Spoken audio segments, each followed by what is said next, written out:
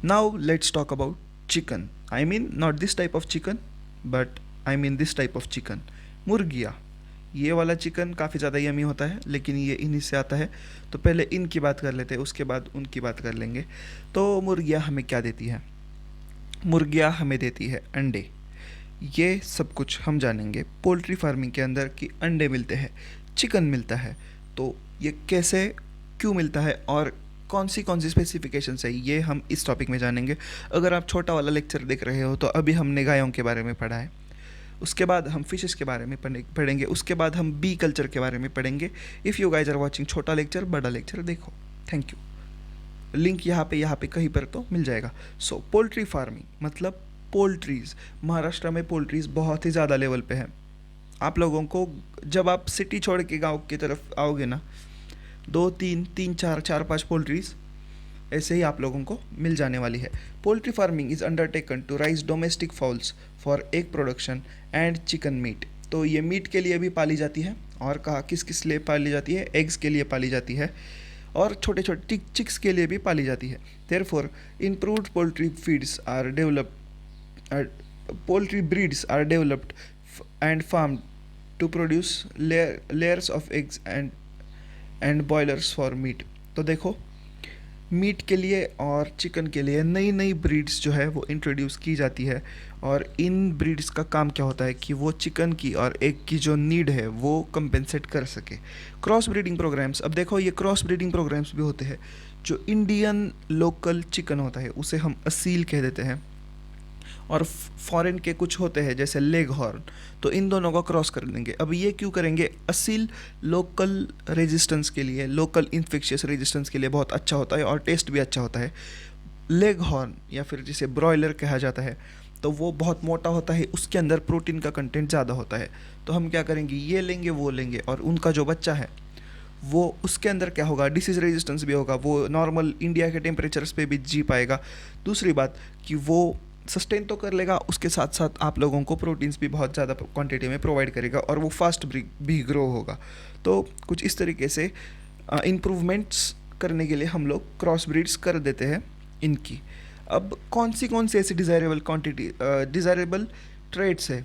Trades मतलब desirable चीज़ें जो हमें उस फॉल में चाहिए। तो पहला है number and quality of chicks. तो उस मुर्गी ने ज़्यादा अंडे देने चाहिए, वो मुर्गी हेल्दी होनी चाहिए, और जो क्वालिटी है मीट की भी क्वालिटी और उस चिकन की भी क्वालिटी वो भी अच्छी होनी चाहिए, और ज़्यादा अंडे भी देने चाहिए। This is one trait. उसके बाद dwarf boiler parents for commercial चिक प्रोडक्शन। अब ये कमर्शियल चिक प्रोडक्शन क्या है मैं बता देता हूँ। देखो, हर बार मुर्गी, सिर्फ एक मुर्गी बड़ी होके वही बिकेगी ऐसा नहीं है। छोटे छोटे चिक्स भी सेल किए जाते हैं ताकि वो पोल्ट्री वाले लोग उन्हें बड़ा चिक बना सके, मतलब बड़ा चिकन बना सके चिक से, और फिर वो सेल कर सके। तो dwarf boiler parents for commercial चिक प्रोडक्शन, तो वो भी अच्छा हो। Summer adaptation capacity, because India में हीट इतनी ज़्यादा होती है क्या बताओ, तो वो भी होना चाहिए। लो मेंटेनेंस रिक्वायरमेंट्स, ये भी होनी चाहिए। उन लोगों को ऐसा लगेगा कि उन्हें एसी चाहिए, उन्हें कंटिन्यूस लाइट के अंदर रखना चाहिए, तो ऐसी चीज़ें नहीं होती।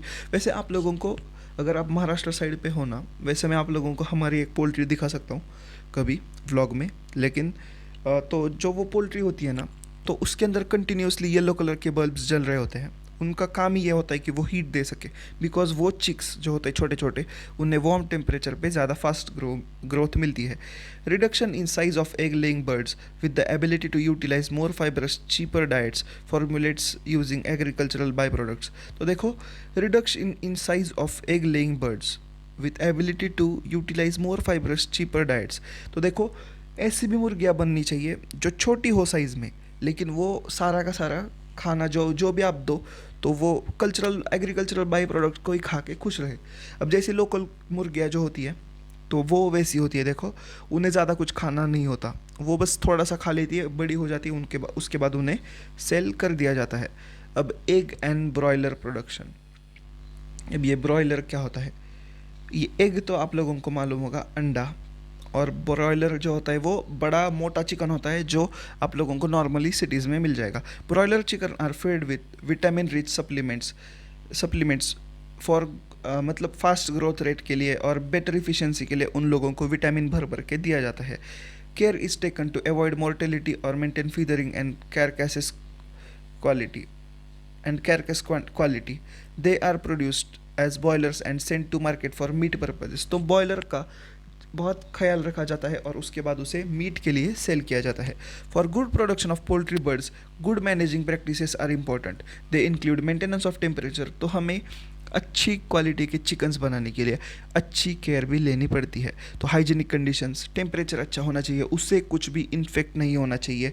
Prevention of control of diseases and pests, ये बहुत ज़्यादा इंपॉर्टेंट है. देखो कुछ साल पहले बर्ड फ्लू आ गया था और एक रात में सारी की सारी पोल्ट्रीज, मतलब सारी की सारी मुर्गियाँ मर गई थी. कुछ इस तरीके की चीज़ें हुई थी और ये होती है.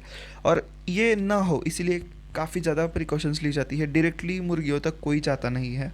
द रेशन और daily food requirements for boilers is protein rich adequate fat. तो देखो जो ब्रॉयलर्स होती है उन लोगों को बहुत सारा फैट दिया जाता है, बहुत सारा प्रोटीन दिया जाता है, बिकॉज वो कटने के लिए जाने वाली है.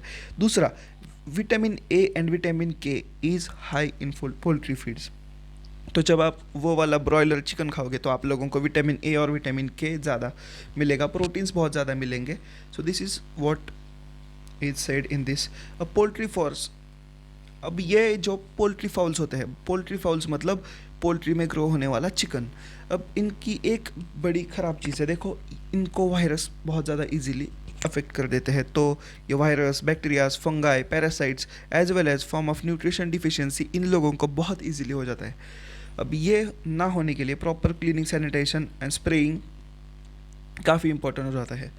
तो यहाँ पर हम ख़त्म करते हैं इस पोल्ट्री फार्मिंग को. ये टॉपिक यहाँ पे ख़त्म हो जाता है एंड इसलिए मैंने यहाँ पे चिकन लेग पीस डाला है. So this was all about poultry farming.